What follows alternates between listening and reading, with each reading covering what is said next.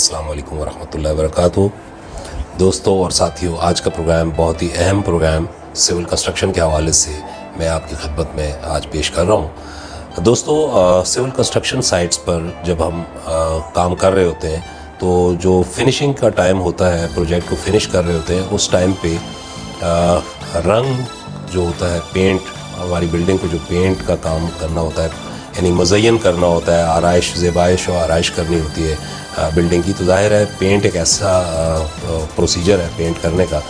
Buildings को जो नहायत अहम होता है। और समझ लें कि जैसे दर्जी जो है वो आपके कपड़े सीता है और वो कपड़े जो है वो अगर वो ढंग के कपड़े सीता है तो आपकी पर्सनालिटी अच्छी लगती है। इसी तरह अगर आपका रंग का ठेकेदार या रंग का कारीगर जो है वो आपके घर को या आपकी बिल्डिंग को अच्छा पेंट करता है, साफ़ सुथरा पेंट करता है, तो आपका घर खूबसूरत नज़र आता है। तो पेंट का काम जो है वो एक बहुत ही अहम जुज़ रखता है इस बिल्डिंग कंस्ट्रक्शन के मामले में। तो दोस्तों, हमेशा आप जब अपने घर को पेंट करवाते हैं तो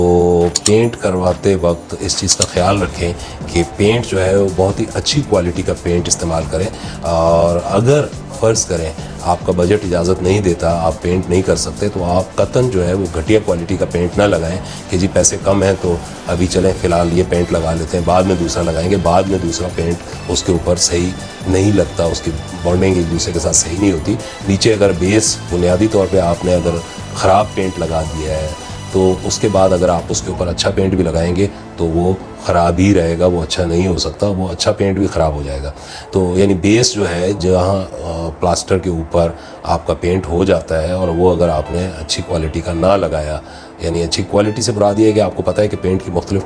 क्वालिटीज़ हैं। इस वक्त पेंट की फैक्ट्रियों की भरमार है और हर पेंट की कंपनी अपना पेंट बेचने के लिए अपनी मार्केटिंग जो है वो अपने अपने तरीक़ों से, अपने अपने अंदाज़ हैं उनके, और वो मार्केटिंग करते हैं। और ज़्यादातर जो है वो पेंट कंपनियां अपनी मार्केटिंग करने में टोकन का इस्तेमाल करती हैं। टोकन एक ऐसी लालच होती है जो पेंट के रंगसाज जो होते हैं, पेंट के पेंटर जो होते हैं, उनको एक अट्रैक्शन दी जाती है, एक एक्स्ट्रा इजाफी जो है उनको वो आमदनी का ज़रिया दिया जाता है, जिससे वो क्या करते हैं कि अपनी दिहाड़ी के अलावा 200-400-500 रुपये अपने वो टोकन से जो है वो बचा के अपने घर ले जाते हैं। तो जिन पेंट्स में टोकन डाल दिया जाता है और वो टोकन जो है ज़ाहिर है पेंट की कीमत जो है वो मालिक से ली जाती है,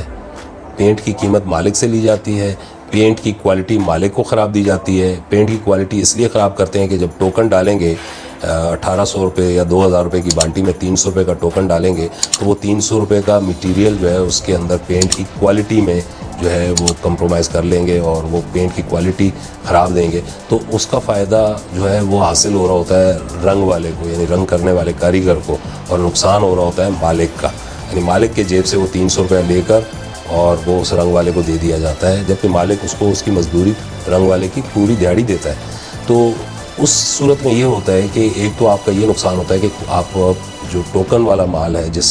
पेंट के डब्बों में टोकन डाल दिया जाता है, टोकन आपको पता है कि एक छोटा सा टिकट होता है, कलरफुल टिकट बनाया होता है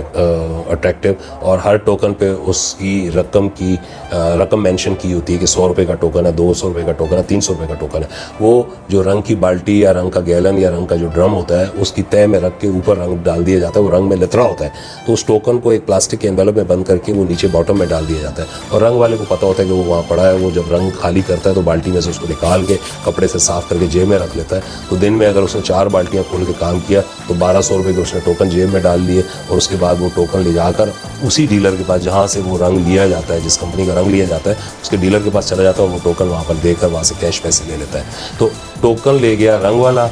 पैसे खर्च हुए आपके, ठीक है जी, आपने दिहाड़ी भी दी और वो टोकन आपके जो क्वालिटी है आपकी रंग की वो भी हल्की क्वालिटी आई। तो कोशिश करें कि जब भी आप अपने घर का रंग करवाएं तो ऐसी कंपनी का पेंट इस्तेमाल करें जो टोकन पे डील नहीं करती, यानी टोकन का काम उनके पेंट में नहीं होता, उनकी क्वालिटी ठीक होती है, वो टोकन वगैरह का काम करते नहीं है। ऐसी 2-4-6 कंपनियां हैं पाकिस्तान में जो टोकन वगैरह नहीं डालती हैं, अपना रंग की क्वालिटी भी कंप्रोमाइज़ नहीं करती, वो रंग बिल्कुल खालिस और सही रंग देती हैं आपको, सही कंपोजिशन होती है उस रंग की, उसके अंदर जितने भी मटेरियल डाले जाते हैं वो परफेक्ट और पूरे डाले जाते हैं। जिन पेंट्स में टोकन वगैरह डाल के उसकी क्वालिटी हल्की की जाती है। आपको पता है उसमें जिंक चाक वगैरह का इस्तेमाल होता है, तो जिंक चाक वगैरह डाल के उसको और वो पेंट की क्वालिटी का सत्यानाश किया होता है। और वो जब आपको टोकन वाला माल, अच्छा होता यह है कि जो रंग का ठेकेदार होता है या रंग का कारीगर होता है वो आपको अपने उसको तमाम डीलर्स के पास पता होता है कि कौन कौन से डीलर है और किस किस के पास टोकन वाला रंग है। वो आपको जब आप रंग लेने की बात करते हैं अपने पेंटर को कहते हैं यार मुझे नहीं पता कहाँ से मिलता है रंग, तो वो कहेगा चलें सर चलते हैं हम दिलाते हैं। तो वो जब रंग की दुकान पे जाते हैं तो वो हमेशा जो है वो टोकन वाले रंग पे हाथ रखते हैं कि भाई उन्हें पता होता है कि इसमें से टोकन निकलेगा, वो हमारे जेब में जाएगा। तो वो आपको इंसिस्ट करते हैं, आपको दबाव देते हैं कि सर ये रंग सही है, सर ये ले लें। तो जहाँ वो एक बाल्टी ओरिजिनल रंग बगैर टोकन का खालिस प्योर पेंट जो होता है अच्छी क्वालिटी का, जहाँ एक बाल्टी लगता है वहाँ पर टोकन वाला रंग 2 बाल्टी लगता है। तो अब आप अंदाज़ा लगा लें कि किस तरीके से ये कुछ होता है। आप खुद समझदार, हर आदमी समझदार है लेकिन उसे सिर्फ पता नहीं है। जब पता नहीं होता तो उसकी समझदारी कहाँ काम करेगा, उसका दिमाग। हाँ, उसको जब ये पता लग जाएगा, जैसे मैंने आज आपको बताया, तो आपको पता लग गया तो अब आप जो है बहुत मोहतात रहेंगे इस मामले में, रंग के ख़रीदने के मामले में, कि जब आप अपने घर का रंग ख़रीदें तो हमेशा बगैर टोकन का रंग इस्तेमाल करें। और मखसूस जो अच्छी कंपनियाँ हैं, मैं बता भी देता हूँ आपको कि मुख्तलिफ़ कंपनियाँ हैं, जोतन है, ICI है,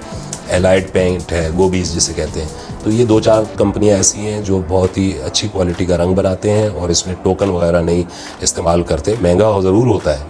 होता है लेकिन प्योर रंग होता है। अच्छी इसकी रंग की कंपोजिशन बहुत अच्छी होती है, इसकी कवरिंग बहुत ज़्यादा होती है और जितना इन्होंने बताया होता है। खैर, जो डब्बे पे जो स्पेसिफिकेशन लिखी होती है कि जी एक डब्बा जो है वो 250 फिट करेगा, तो आप जहन अब में अपने ये रखें कि वो डब्बा 250 नहीं करेगा, वो 210-200 फिट स्क्वायर फिट ही कवर करेगा वो पेंट। दूसरी चीज़ है कि आप अपना कोई भी छोटा प्रोजेक्ट हो, बड़ा प्रोजेक्ट हो, कोशिश करें कि जो आपके बड़े बड़े प्रोजेक्ट होते हैं उस पर रंग का BOQ बना लें। यानी आप अपनी तमाम छतों का, जहाँ ऑयल पेंट लगना है ऑयल पेंट का BOQ स्क्वायर फिट निकाल लें। इसी तरह जहाँ आपकी वॉल्स लगनी है वॉल्स का BOQ बना लें। जहाँ इनामल पेंट लगता है इनामल पेंट का BOQ बना लें। तो BOQ बनाने में ये होता है कि आपको अपना मकदार पता होती है, एरिया पता होता है कि मेरा इतना एरिया है।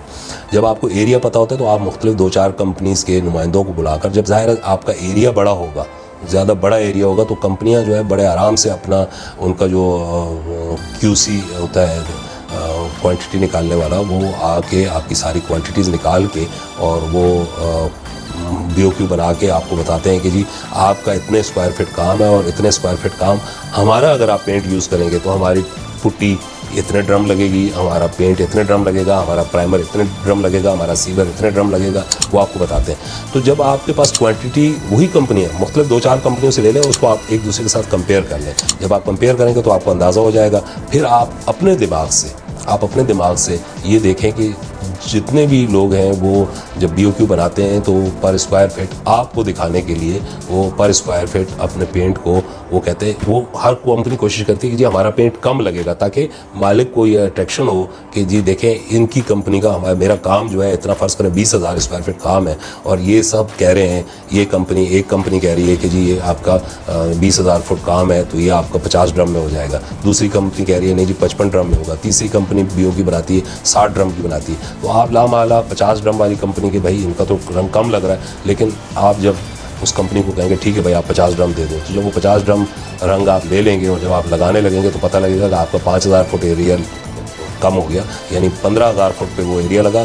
15,000 स्क्वायर फीट पे वो रंग आपका 50 ड्रम ख़त्म हो गया। अब आपको 5,000 फुट के लिए और ड्रम की डिमांड। तो जब आप उस कंपनी से बात करेंगे तो वो कंपनी कहेगी जी नहीं हमने तो बिल्कुल सही दिया है, आपके आदमी ने गाढ़ा गाढ़ा करके लगा दिया है, आपके लोगों ने ज़ाया कर दिया है, आपके लोगों ने उधर गिराया, उधर गिराया, इधर गिराया, मुख्तलिफ हीले बहाने होते हैं,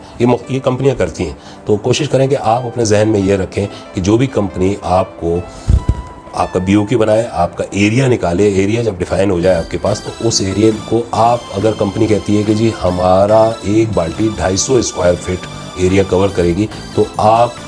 एज्यूम कर लें कि वो 250 फिट गलत कह रहा है, आप अपने माइंड में 200 फिट ही रखें कि वो उनकी रंग की एक बाल्टी 200 फिट ही एरिया कवर करेगी। वो सिर्फ अपना रंग बेचने के लिए उनके क्वांटिटी सर्वे जो है वो आपको ये बताते हैं कि 250 फिट हमारा रंग जो 250 फिट पे लगेगा, तो 250 फिट पे लगता नहीं है रंग, 200 फिट ही एक बाल्टी कवर करती है। तो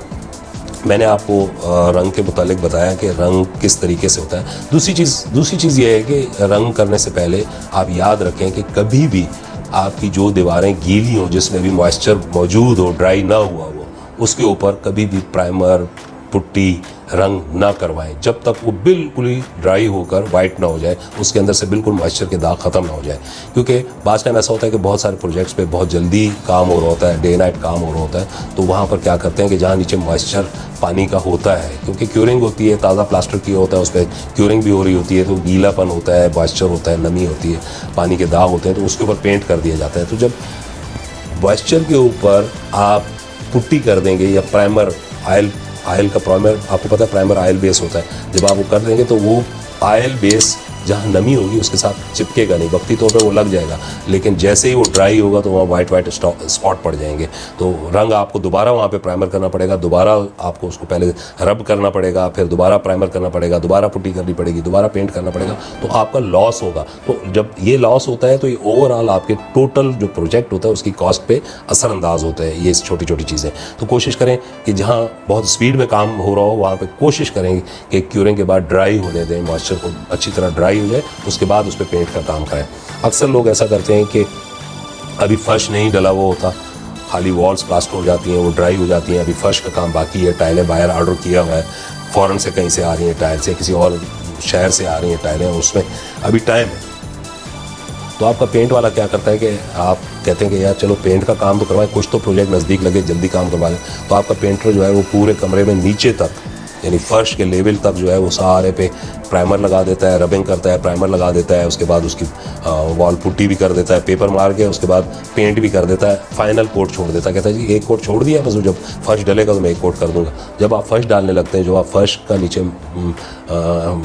कच्चा फ्लोर, रफ फ्लोर डालते हैं, उसके बाद उसके ऊपर टाइलें ठोकते हैं, तो उस पे जो पानी, उस कंक्रीट में जो पानी होता है, जो आप रफ फ्लोरिंग करते हैं नीचे, उसका जो पानी होता है वो वॉल से मॉइस्चर, उसका नमी ऊपर चढ़ती है वॉल से, प्लास्टर के ज़रिए, ब्लॉक के ज़रिए। जब वो ऊपर चढ़ती है तो वो नीचे का 1-1, 1.5, 2-2 फुट का एरिया सारा मॉइस्चर गीला हो जाता है, उसके अंदर नमी आ जाती है। जब वो गीला होता है तो वो जो पेंट किया वो होता है, जो उसने बेस बनाया होता है एनामल पेंट का या डिस्टम्पर का, जो बेस बनाया होता है जिसमें उसे पुट्टी भी की हुई होती है, प्राइमर सीलर भी लगाया होता है, तो वो सारा जो है वो ख़राब होना शुरू हो जाता है वहाँ से, और उसके बाद उसको दोबारा रब करके पूरा, तो वो जितना भी वो पेंट किया वो होता है उसकी आपकी कॉस्ट जो है वो सब ख़राब हो जाता है, उसको दोबारा करना पड़ता है, तो ओवरऑल कॉस्ट बढ़ती चली जाती है। तो कोशिश करें कि कभी भी पेंट सबसे लास्ट मोमेंट पर कराएं, टाइलें लगने के बाद। अगर पहले करवाना चाहते हैं तो आप कम से कम जो आपका फर्श जहाँ डलना होता है, बाथरूम्स में या रूम्स में या लाउंज में, जहाँ भी फर्श डलना होता है वहाँ से पेंट कम से कम 3 फीट ऊपर तक पेंट करवाएं। अगर आपको जल्दी है तो पेंट करवाएं, 3 फुट जगह खाली रखें, बिल्कुल कोरी रखें, कोई उसके ऊपर कोई काम ना करें बिल्कुल भी। तो दोस्तों ये मैंने आपको आज रंग का बताया कि हमेशा कोशिश करें कि बगैर टोकन के। उसके अलावा मैं टोकन पे तो बहुत ही एक और बहुत बड़ा नुकसान टोकन का मुझे याद आया, तो मैं आपको वो बताता हूँ, बड़ा दिलचस्प है। आप भी सुन रहे होंगे और दिल में हंस भी रहे होंगे कि यार ये क्या चीज़ है जो आपने कभी देखी भी ना होगी, यानी आपने अपनी ज़िंदगी में नहीं देखी होगी। अब जब मैंने आपको बताया तो अब आप इस पर गौर व फिक्र करेंगे, आपको नज़र आएंगी, फिर बड़ा मज़ा आएगा आपको इस चीज़ का। होता यह है कि जो टोकन वाला पेंट होता है उसके अंदर टोकन होता है नीचे डब्बे के अंदर। तो जहाँ आपकी 1 बाल्टी या 2 बाल्टियाँ एक कमरे में लगनी होती हैं, वहाँ 4 बाल्टियाँ लगती हैं। अब आप कहेंगे यार ये क्या वजह है? वजह यह है कि जो बगैर टोकन का रंग होता है वो जाकर वो कारीगर ने सारा लगाना होता है, क्योंकि वो रेंगता उसको लगाता ही रहेगा, क्योंकि उसको और कोई लालच नहीं है, उसको यही है कि भाई मेरी दिहाड़ी लग रही है, मैं लगा हूँ, ये है कि थोड़ा स्लो करेगा काम। लेकिन जहाँ रंग में टोकन होगा, रंग की बाल्टी में टोकन डाला हुआ होगा, वहाँ वो क्या करेगा कि जहाँ 1 बाल्टी लगनी है वहाँ जाकर वो 1 बाल्टी आधी लगाएगा, आधी गिराएगा, फिर 4 घंटे के बाद आ जाएगा कि जी वो बाल्टी ख़त्म हो गई, 1 बाल्टी और दे दो, क्योंकि उसे वो टोकन नज़र आ रहा होता है, काम नहीं नज़र आ रहा, वो बाल्टी के अंदर टोकन नज़र आ रहा होता है। दूसरी बाल्टी आपसे लेके जाएगा, उसको भी आधी कमोड में गिरा के फ्लश कर देगा, बाथरूम के कमोड में गिराएगा या रेती में गिरा के ऊपर रेती डाल देगा, कहीं ना कहीं छुपा देगा उस पेंट को आधा, और आधा जो है उसको अपना दिहाड़ी भी तो लगानी है उसने, तो वो दिहाड़ी अपने आहिस्ता आहिस्ता लगा रहेगा और टोकन निकाल के साफ़ करके जेब में डाले। तो जितने रंग के अंदर टोकन होंगे आपका रंग डबल लगेगा। क्यों? कि उसको काम को फोकस नहीं कर रहा, वो फोकस कर रहा है टोकन को फोकस कर रहा होता है, रंग आपका ज़ाया कर रहा होता है, अपनी दिहाड़ी भी उसकी लग रही होती है। यानी इस हिसाब से उसने मेंटेन किया होता है सारे सिस्टम को कि उसकी दिहाड़ी भी शाम को 5 बजे तक लग जाए और बीच में से वो टोकन भी जितनी ज़्यादा से ज़्यादा बाल्टियाँ स्टोर से लेकर। तो ये फ्लैट साइट हो गए, जो बड़े बड़े प्रोजेक्ट हो गए, वहाँ पे जो टोकन वाले पेंट जो कॉन्ट्रैक्टर या जो भी ऑनर हैं, अगर वो सिलेक्ट करते हैं कि भाई तो फला पेंट लेना है हमने और वो पेंट टोकन वाला है, तो समझ लें कि वो टोकन वाले पेंट ने आपका ओवरऑल कॉस्ट को बढ़ा दिया। ओवरऑल कॉस्ट में कम अज़ कम नहीं 20 रुपये का फ़र्क पड़ता है पर स्क्वायर फिट पे। अगर आप टोकन वाला रंग लगाते हैं तो 20 से 25 रुपये जो है आपका पर स्क्वायर फिट आपकी कॉस्ट ज़्यादा आएगी पेंट की वजह से। तो ये रंग के मुतालिक बात हो गई सिविल कंस्ट्रक्शन साइट पे रंग। अच्छा, ये बड़े प्रोजेक्ट्स पे और छोटे घरों में एक जैसे होता है। बड़े प्रोजेक्ट्स पे ये बड़े पैमाने पे होता है, छोटे प्रोजेक्ट्स पे ये छोटे पैमाने पे होता है। ये टोकन का मामला, रंग का मामला, गिराने का मामला, रंग को करने का मामला, ये सारे मामला मैंने आपको बता दिए। उम्मीद करता हूँ मेरा प्रोग्राम आपको बहुत अच्छा लगेगा। तो अगर आपको मेरी बातें अच्छी लगी हैं तो सब्सक्राइब भी कर दें, लाइक भी कर दें अगर आप लाइक करना चाहते हैं। अगर मेरी बातें अच्छी नहीं लगती आपको तो आपका हक बनता है आप लाइक करें या डिसलाइक करें, ठीक है। तो आप बेल बटन को ज़रूर पुश कीजिएगा। मेरी कोई भी नई वीडियो आती है तो अगर आप देखना चाहें तो नोटिफिकेशन में आपके पास आ जाएगी, आप उसे देख लीजिएगा। इसके साथ ही मैं अपना प्रोग्राम ख़त्म करता हूँ। मेरे साथियों, अल्लाह आपका हामी और नासिर हो। अल्लाह हाफिज़।